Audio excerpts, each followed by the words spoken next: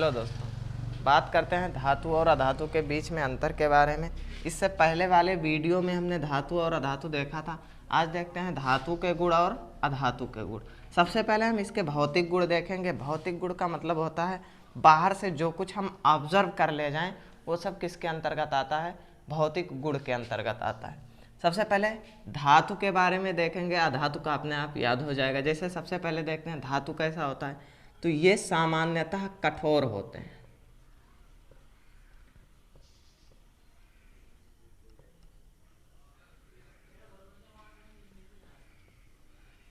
ये सामान्यतः कठोर होते हैं।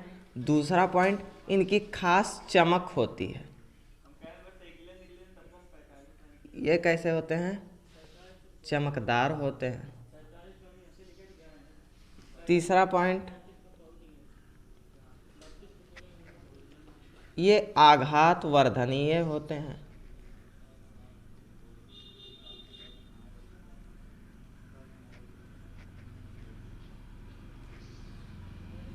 आघात वर्धनीय का क्या मतलब होता है? मतलब अगर किसी धातु के ऊपर आप आघात कीजिए, यानी किसी वजनदार चीज़ से इसके ऊपर आघात कीजिए तो ये पतली सी चादर के रूप में फैल जाएगा। यही क्या कहलाता है? यही गुण आघात वर्धनीयता कहलाता है। जब आप धातु के ऊपर किसी वजनदार हथियार से वार करते हैं तो वो धीरे धीरे एक चादर के रूप में फैल जाती है। फैलने का यही गुण क्या कहलाता है? आघात वर्धनीयता कहलाती है। तो जो धातु होते हैं वो सामान्यतः कैसे होते हैं? आघात वर्धनीय होते हैं। चौथा, ये धातु जो होते हैं ये धातु तन्य भी होते हैं। तन्य का मतलब क्या है? इसको आप खींचेंगे तो खींचने पर ये एक लंबे तार के रूप में फैल जाएंगे। ये गुण कौन सा गुण कहलाता है? तन्यता का गुण कहलाता है। मतलब धातु जो होते हैं वो कैसे होते हैं? तन्य होते हैं। पांचवा पॉइंट है, लगभग सभी धातु क्या होते हैं? विद्युत व ऊष्मा के चालक होते हैं। विद्युत व ऊष्मा के चालक होते हैं। सारे धातु नहीं, लगभग सभी धातु क्या होते हैं? विद्युत व ऊष्मा के चालक होते हैं। इसके कुछ एक्सेप्शंस हैं वो हम बताएंगे। अगला पॉइंट है, जब आप धातु के ऊपर लोहा ले लीजिए, लोहे के ऊपर जब आप पीटते हैं लोहे को तो पीटने पर आवाज़ आती है कि नहीं आती? आवाज़ आती है। टनकता है, ऐसे कहते हैं, टनकता है। मतलब लोहे को पीटते हैं, लोहा क्या है? एक धातु है। तो लोहे के ऊपर क्या होता है? आवाज़ आती है। इसका मतलब ये कैसे होते हैं? ध्वनिक होते हैं। यानी इनको पीटने पर एक खास प्रकार की क्या निकलती है? आवाज़ निकलती है। अगला पॉइंट यहीं पर बात कर लेते हैं इसके ऑक्साइड के बारे में, धातु के ऑक्साइड। तो सामान्यतः जो धातु के ऑक्साइड होते हैं वो कैसे होते हैं? क्षारीय होते हैं।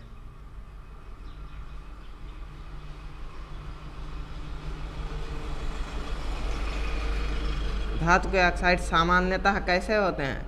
क्षारीय होते हैं। धातु के गुणधर्म में, भौतिक गुणधर्म में हमने सबसे पहला पॉइंट ये पढ़ा। ये सामान्यतः कैसे होते हैं? कठोर होते हैं। ये चमकदार होते हैं।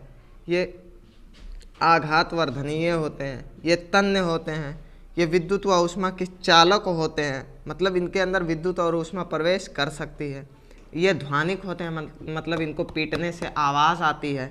धातु के ऑक्साइड सामान्यतः कैसे होते हैं? क्षारीय होते हैं। अब यही सारे गुण हम देखने जा रहे हैं किसमें? अधातु में। सामान्यतः धातु क्या था? कठोर था, तो ये कठोर नहीं होगा। ये चमकदार होते हैं तो ये चमकदार नहीं होगा।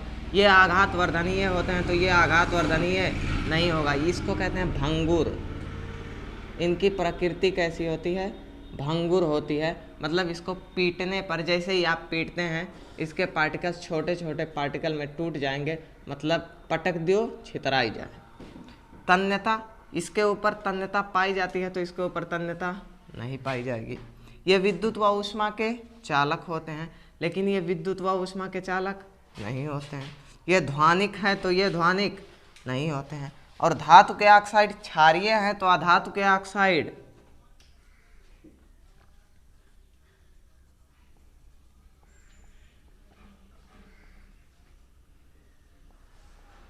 अधातु के ऑक्साइड कैसे होंगे? अम्लीय होंगे। ये कंपैरिजन हमने किया धातु और अधातु के बीच में कि धातु जो होता है वो सामान्यतः कैसा होता है, कठोर होता है, चमकदार होता है, आघात वर्धनीय होता है, तन्य होता है, ये विद्युत व ऊष्मा के चालक होते हैं, ये इनके अंदर ध्वनिक प्रकृति होती है, धातु के ऑक्साइड क्षारीय होते हैं। लेकिन इनके अंदर हम सिर्फ एक याद करेंगे, दूसरा अपने आप याद हो जाएगा। धातु के ऑक्साइड कैसे होते हैं, क्षारीय। अधातु के ऑक्साइड कैसे होते हैं, अम्लीय। सिर्फ आपको इस पॉइंट पर, जिसमें ये आघात वर्धनीय होते हैं, इस पॉइंट पर ये बात आपको याद रखनी है, ये आघात वर्धनीय होते हैं। लेकिन अधातु कैसी प्रकृति के होते हैं, भंगुर प्रकृति के होते हैं। मतलब जब अधातु के ऊपर अटैक किया जाएगा तो इसके छोटे छोटे पार्टिकल में टूट जाएगा, एक लंबी चादर के रूप में नहीं फैलेगा।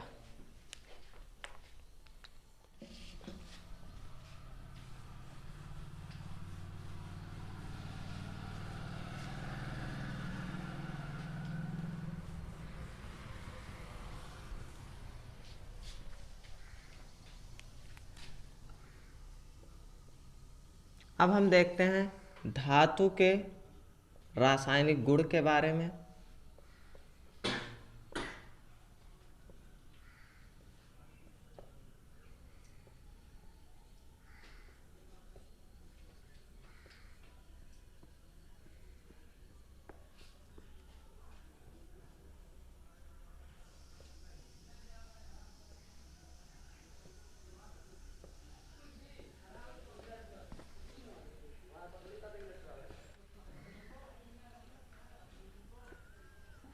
इसमें सबसे पहला पॉइंट है, जब क्या होता है, जब धातु की अभिक्रिया किससे करवाई जाती है, धातु की अभिक्रिया किससे करवाई जाती है, वायु से करवाई जाती है।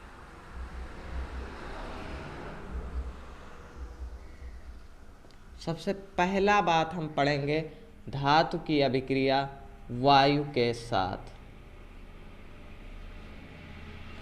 धातु की इंग्लिश क्या होती है, मेटल। मेटल का हम क्या उठा लेते हैं, एम। और वायु में सामान्यतः ऑक्सीजन होती है और नाइट्रोजन होती है, ऑक्सीजन और नाइट्रोजन।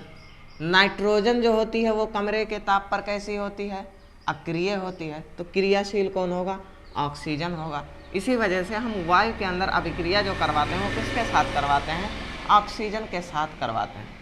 अब ये मेटल जो है, मेटल जब ऑक्सीजन से अभिक्रिया करता है तो जो हमारा उत्पाद बनता है वो बनता है मेटल ऑक्साइड।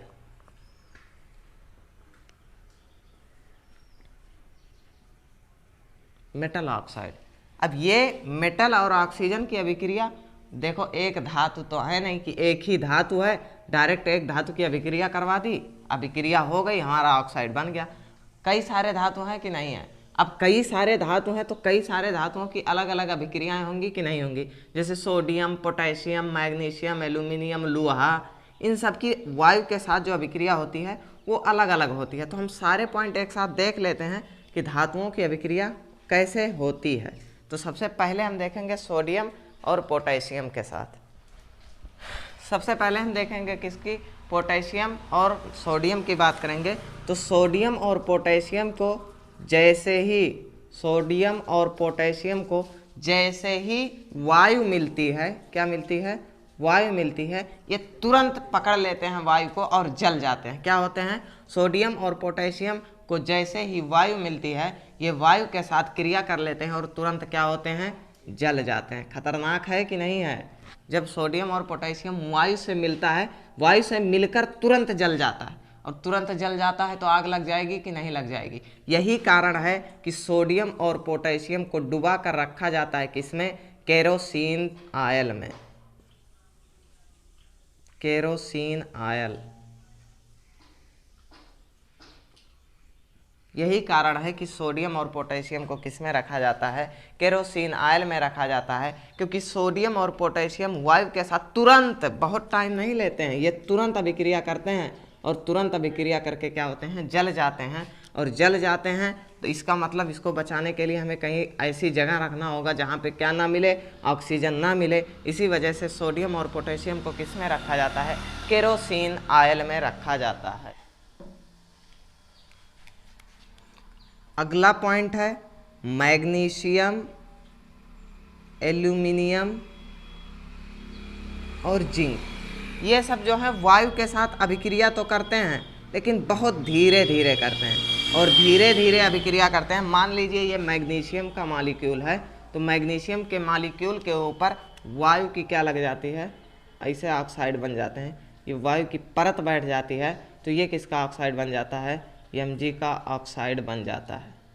बहुत धीरे होती है, स्लो, इसकी तरह नहीं होती है कुछ तुरंत पकड़ ले। यह अभिक्रिया कैसी होती है, धीरे होती है। कौन कौन से धातु, सोडियम और पोटेशियम वायु को तुरंत पकड़ लेते हैं और जल जाते हैं, और मैग्नीशियम, एल्यूमिनियम, जिंक, ये सब वायु के साथ धीरे धीरे अभिक्रिया करते हैं और इनके ऑक्साइडों पर, इनके धातुओं के ऊपर क्या होता है, ऑक्साइडों का लेप लग जाता है। जैसे इस प्रकार से आपको एग्जाम्पल के रूप में दिखाया गया, ऑक्साइडों का लेप लग जाता है। क्या है, कॉपर है।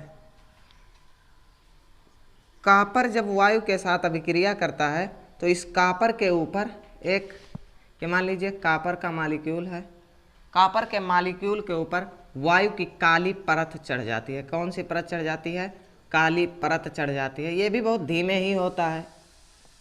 कॉपर के ऊपर क्या होती है, वायु की काली परत चढ़ जाती है।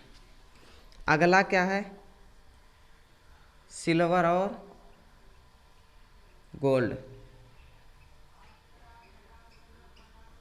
इसको कहते हैं सिल्वर और इसको कहते हैं गोल्ड। तो सिल्वर और गोल्ड जो हैं वो सामान्यतः वायु के साथ अभिक्रिया नहीं करते हैं। 4 पॉइंट हमने बताया। सोडियम और पोटेशियम को वायु में रखने पर ये तुरंत क्या होगा, जल जाएगा। अब इससे बचाने के लिए हम इसको किस में रखते हैं, केरोसिन ऑयल में रखते हैं। मैग्नीशियम, एल्यूमिनियम, जिंक, जब इन सबको वायु के संपर्क में लाते हैं, यह अभिक्रिया बहुत धीरे धीरे होती है और मैग्नीशियम के ऊपर ऑक्साइड की क्या लग जाती है, लेयर लग जाती है, एक परत लग जाती है। अगला कॉपर जब वायु के साथ अभिक्रिया करता है तो कॉपर के ऊपर ऑक्साइड की पतली परत चढ़ जाती है। उस परत का कलर कैसा होता है, रंग कैसा होता है, काला होता है। अगला सिल्वर और गोल्ड की अगर बात करें तो सिल्वर और गोल्ड जो होता है वो वायु के साथ अभिक्रिया नहीं करता है, मतलब वायु के साथ अभिक्रिया ना करने वाले भी धातु उपस्थित हैं।